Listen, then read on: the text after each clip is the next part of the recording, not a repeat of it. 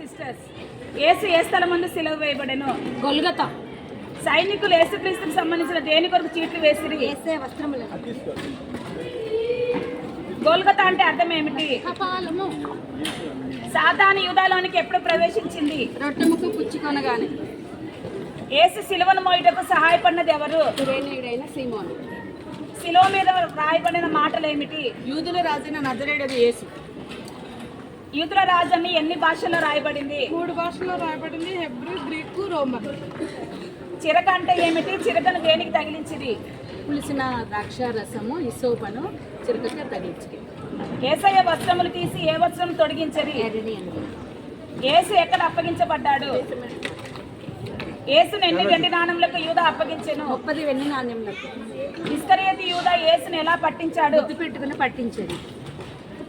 యేసు శిలువ మీద నిలిచిన స్త్రీలు ఎవరు? యేసు తల్లి అయిన మరియా, ఆమె చెల్లి క్లోప భార్య అయిన మరియా, మగ్దలేన మరియా. యేసు శిలువ దగ్గర నిలిచిన శిష్యుడు ఎవరు?